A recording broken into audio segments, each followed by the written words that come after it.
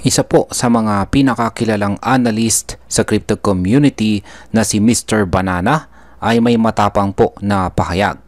Huwag mong ibenta si Cardano hanggat hindi siya umaabot ng $5 sa cycle na ito. Oo, tama po ang narinig ninyo. Kahit na si Cardano or si ADA ay kasalukuyang bumababa sa presyo, may mga eksperto pa ring naniniwalang hindi pa ito ang tamang oras para magbenta. Pero bakit nga ba ganon ang sinasabi nila? Ano po ang nakikita nila na hindi pa natin nakikita? Kaya sa video na ito ay pag-uusapan po natin ang bawat detalye tungkol sa prediction na ito, ang mga developments sa ecosystem ni ADA at ang posibleng epekto nito para sa atin bilang mga Pinoy crypto enthusiasts. Pero bago po tayo magpatuloy, ay pakibasa na lamang po muna ang disclaimer dito po sa ibaba ng ating screen. Sa mga nakaraang araw, bumaba si Cardano ng halos 3.82% mula po sa pinakamataas na presyong 0.76. Sa kabila ng pagbaba na ito, nananatiling positibo po ang pananaw ng ilang analyst sa magiging galaw ni ADA. Ayon po sa data, mula pa noong nakaraang linggo ay tumaas po si Cardano ng 25%. At ngayon ay tila nasa transition point na siya papunta sa isang major breakout. Ibig pong sabihin, posibleng malapit na siyang sumabog pataas kung magpapatuloy ang bullish momentum. Ngayon ay bakit po naniniwala ang analyst na aabot si ADA ng $5? Ang pangunahing dahilan ni Mr. Banana ay ang malakas na fundamentals ng ecosystem ni Cardano. Bagamat hindi niya idinitalye lahat, isa sa mga pinakamalaking developments ay ang patuloy na expansion ni ADA sa DeFi space, lalo na sa integration nito kay Bitcoin.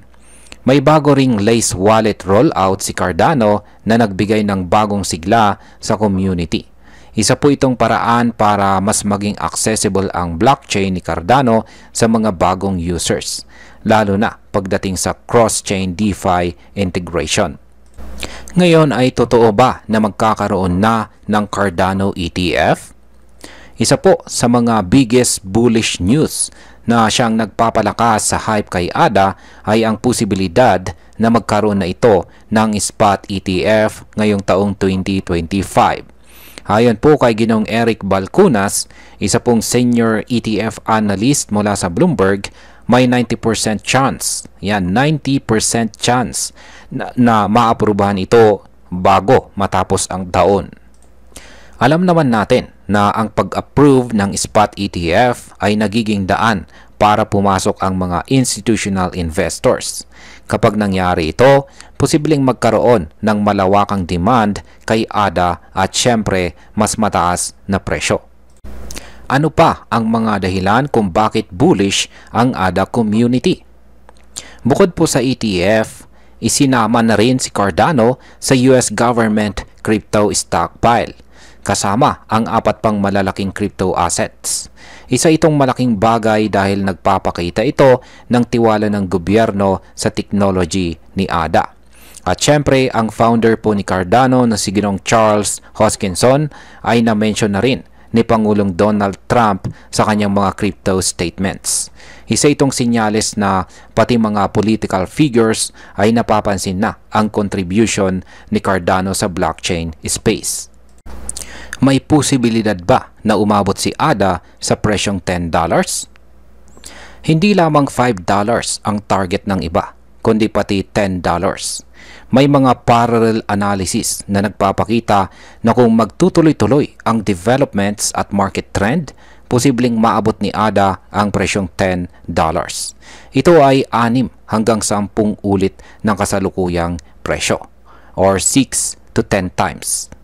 Pero tandaan natin, ang crypto market ay mabilis magbago. Kaya hindi po garantiya ang predictions.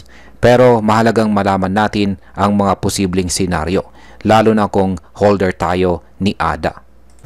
Ano naman po ang technical na indikasyon ngayon ni Cardano? Ayon pa rin po kay Mr. Banana, nasa harap na si ADA ng tinatawag na resistance zone o yung bahagi kung saan madalas siyang ma-reject pababa.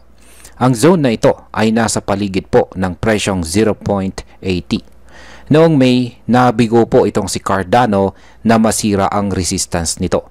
Pero ngayon ay may mas matibay ang momentum. Kapag nabasag po ang zone na ito, posibleng magtuloy-tuloy na siya pataas at umabot sa presyong $1 or baka higit pa. Ang huling beses na umabot po si ADA sa higit $1 na presyo ay noong pang nakalipas na December 2024. Umakyat pa ito ng hanggang $1.32 noon. Kaya hindi po malayong mangyari ito ulit kung magpapatuloy po ang bullish sentiment. Kung ikaw ay isang Pinoy crypto investors na may ADA holdings, malaking bagay po ang mga impormasyong ito. Una, dapat mong isaalang-alang ang long-term potential. Ang mga bullish developments gaya po ng ETF approval, government trust at mass adoption ay mga sinyalis po ng future growth.